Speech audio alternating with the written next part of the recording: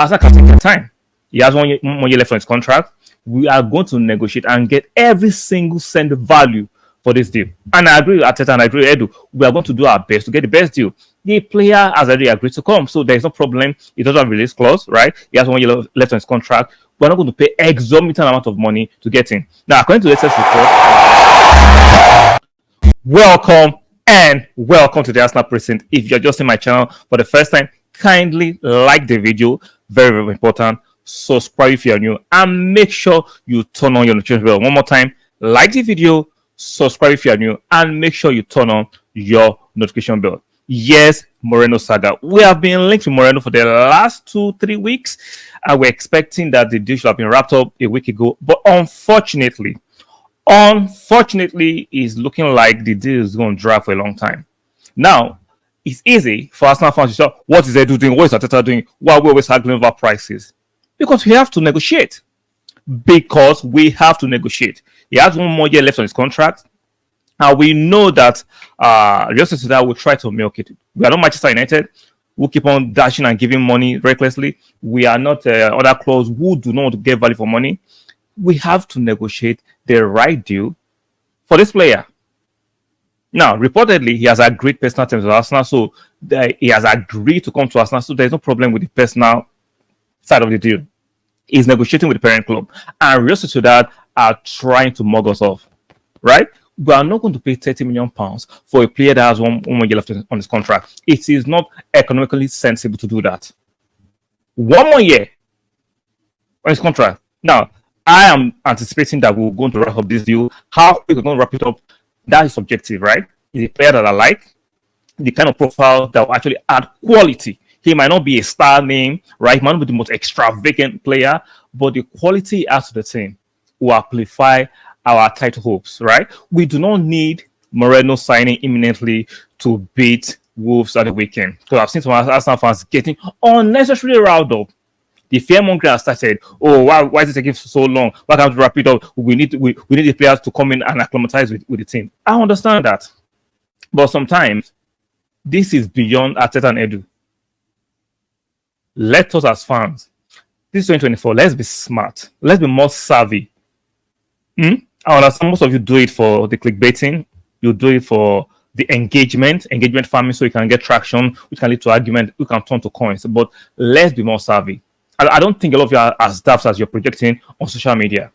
We know sometimes deals are dragging because the parent club are trying to extort, quote unquote, from the buying club. And especially if we don't need him to prosecute our first 3, 4, 5 matches, there is no need to hurry this deal. Arsenal can take their time. He has 1 year left on his contract. We are going to negotiate and get every single cent value for this deal. And I agree with Arteta and I agree with Edu. We are going to do our best to get the best deal. The player has already agreed to come, so there is no problem. He doesn't have a release clause, right? He has 1 year left on his contract. We're not going to pay exorbitant amount of money to get him. Now, according to the latest reports that came out today, says Arsenal are €10 million short of Real Sociedad's valuation for Merino, and Sociedad want much of the fee up front. The deal could drag to the end of the window. Exactly. Now, it's about the structure and the gap in valuation. With more negotiation and more compromise from Arsenal and Real Sociedad, I understand and I feel they will get to a compromise. But how long will it take to get that compromise? You and I, we don't know. And we have to be patient. One more thing and one more time. Arsenal fans, let's apply some context and let's be reasonable. We do not imminently need Merino to beat Wolves on Saturday. So all this fake anger, all this stress, stop it. Let's stop it. We do not need him. It will come. Maybe if he comes tomorrow, fine. If he comes a day or on the day of transfer window, end of transfer window, no problem. Provided we get the right value for the player. That's it. Especially like I said, when we do not need him imminently. That's the key word. We do not need Merino imminently. So we have all the time. If you want to play games, we have all the time to play the game. Right there. 10 million euros short in valuation. Well, hopefully they can reach a compromise. Arsenal can negotiate it to 7 million euros, and both Real Sociedad and Arsenal can be a bit more sensible and reach a compromise. But we are not going to be fleeced. Like, I understand Manchester United paid 52 million pounds for Euro, who has a year left on his contract. We are not going to do that. It is not a sensible way of doing transfers, especially like I said, when you don't need the player imminently. So it's looking like a Saga. It's taking a bit more time. We have to be patient. I understand the acclimatization theory. I understand you want him to actually be familiar with his teammates. Sometimes there are things that are beyond the control of the buying club. So we have to be patient. And I think, and I know for sure, Merino will be an Arsenal player by the end of the transfer window. Will we get it done tomorrow? I don't think so. Maybe at the weekend, maybe next week. I don't know. But one thing for sure, Mikel Merino will be an Arsenal player this season. Fantastic player. Can play the 6, can play the 8. Quality, good height, threat in both boxes, defensively and attacking wise. Good passing range, experience. Like I said, he's not the most flamboyant signing, but he has the right quality that could amplify our ability. He gives us versatility in the midfield, plus a lot of experience. It's kind of player, a kind of marquee. I would say he's marquee signing in terms of pricing and notoriety, but he's marquee in terms of what he will add to the team.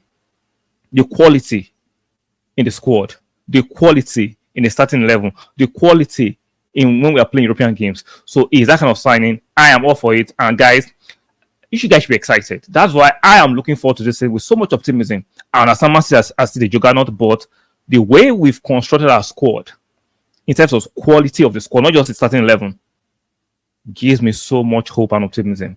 And I hope you guys share my sentiments. So let me know what you think about this Merino saga.